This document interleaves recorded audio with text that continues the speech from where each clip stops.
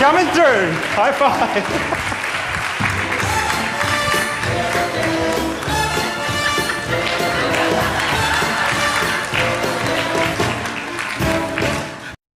Hello. Wow, what a warm welcome.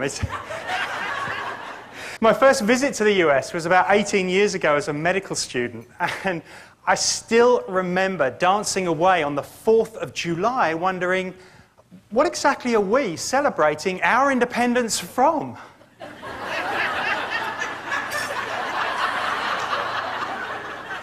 Turns out it's me!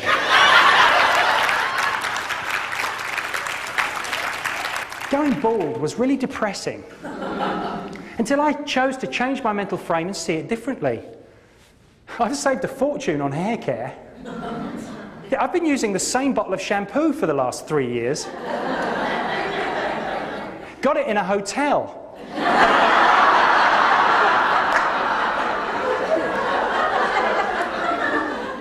And I never need conditioner. I dream of split ends. The very thought of one hair becoming two.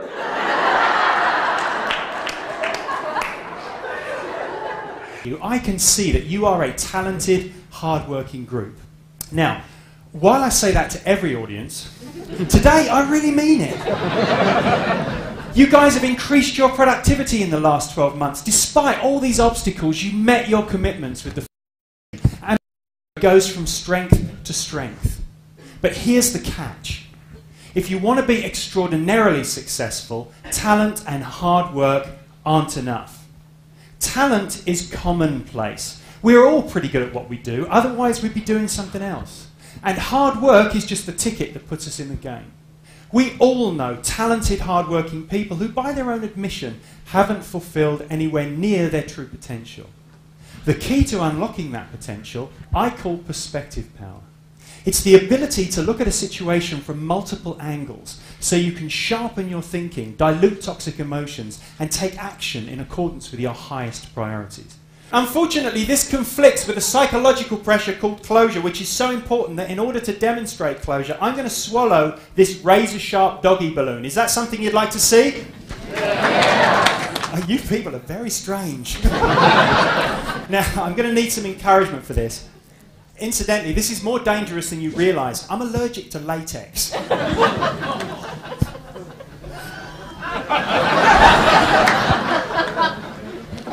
I need some encouragement. Everyone on this side of the room, I need you to clap your hands. I'll tell you when. I'll tell you when. A little premature, sir. Everyone on this side of the room, I need you to stamp your feet. I'll tell you when.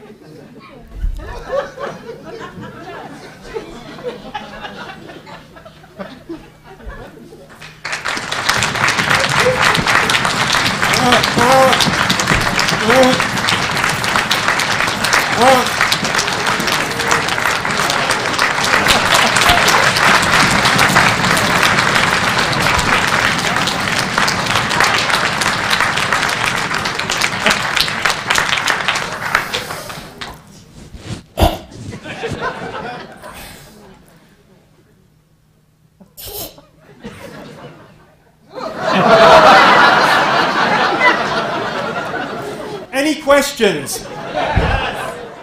The look on your faces has made this whole trip worthwhile. Give me 20 minutes, I'll make you the most amazing balloon doggy you've ever seen.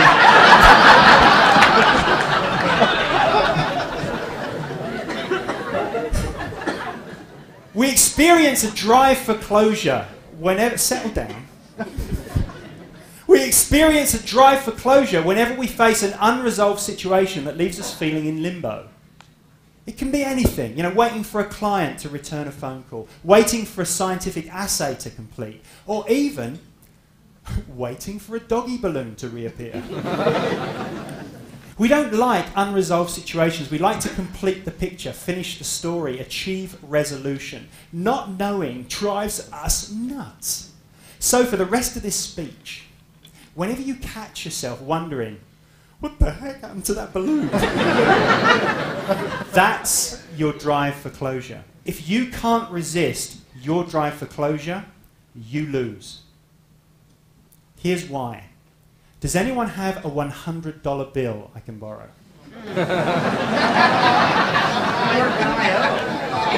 I know in a room of 800 people that someone has a $100 bill. Who has a... Oh, yeah, it would be somebody right at the back. Wonderful, sir. What's your name? My name's Rob Helfrich. Rob Elfrick? Would this be a bad choice? I think this could be a great choice. Rob, what's the smallest denomination bill you have? I have a $1 bill. You have a 1 and 100. Audience, we have a choice.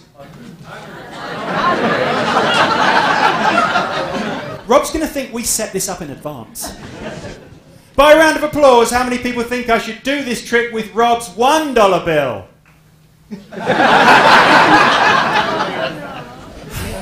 You're going to enjoy the next bit, Rob. By a round of applause, how many people think we should do this trick with Rob's $100 bill?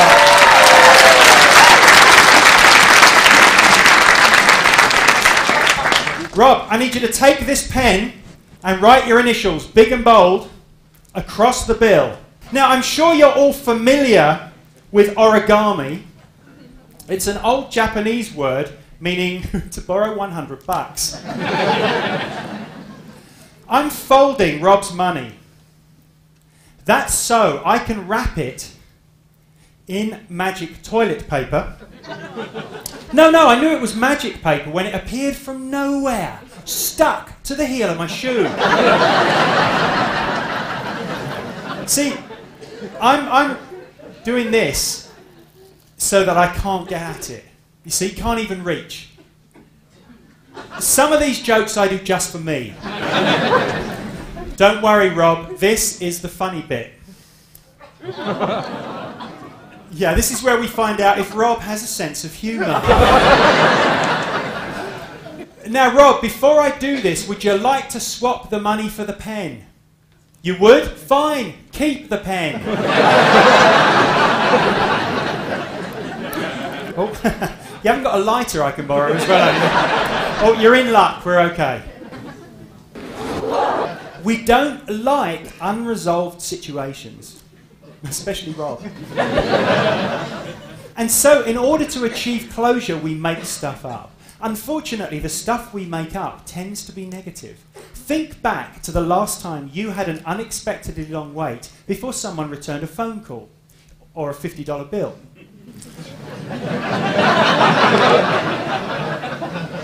In which direction did your interpretation of that delay naturally tend to go, positive or negative? Yeah, for most people it's negative.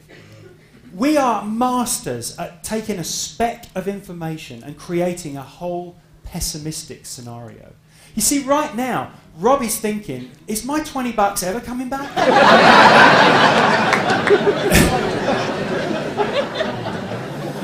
You people are no use to me at all. So we achieve closure by making stuff up. And the stuff we make up tends to be negative. Unfortunately, this leaves us fretful and prone to acting impulsively. This leaves us powerless to change our outlook and improve our results. Here's a better strategy. Whenever you feel an overwhelming urge to react in haste, step back and make that reaction a pause. Only then will you give yourself the thinking space you need to get a fresh perspective. Point number 3. Ask simple questions and value simple answers. Thomas Kuhn, the guy who coined the phrase paradigm shift, noted that new paradigms tend to be defined either by younger people or those who are new to an industry. In other words, the people still asking the simple questions. And value simple answers. A lady once asked me, Dr. Bedwell, how can I stop my 5-year-old son Tom peeing on the floor when he uses the loo? Is everyone familiar with the loo? Yeah, because we have different words for the same thing. You know, we say loo, you say restroom. We say lift, you say elevator. We say accident, you say malpractice.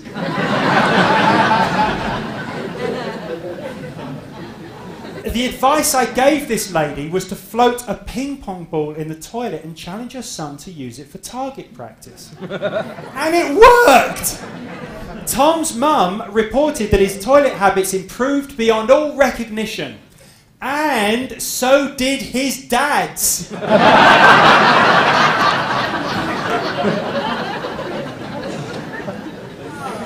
I often wonder, what happens when Tom sees people playing ping pong?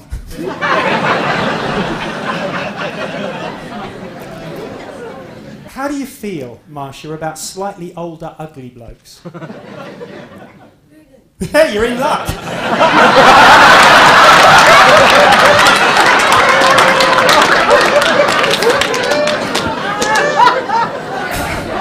That would be more funny if this guy didn't look ever so slightly like me. Hey, Mike, let's moon the audience. Yeah, don't go falling off the stage though. Cameraman, this is your moment. 5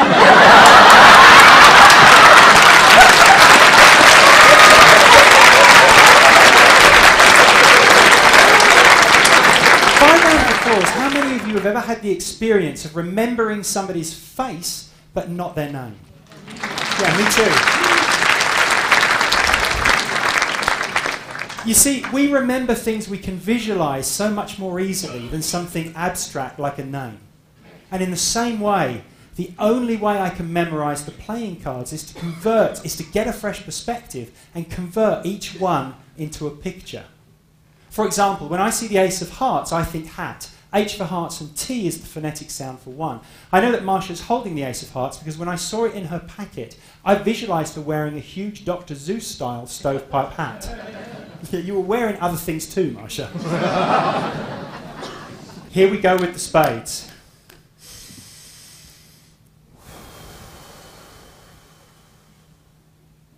Ace of spades, 2 of spades, 3 of spades, 4 of spades, 5 of spades, 6 of spades, 7 of spades, 8 of spades, 9 of spades, 10 of spades, Jack of spades, Queen of spades, and King of spades! Yeah! Yeah!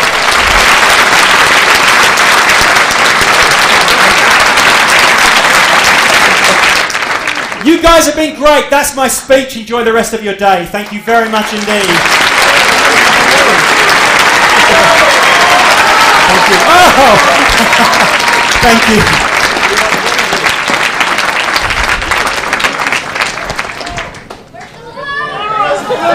That's your drive for closure, baby.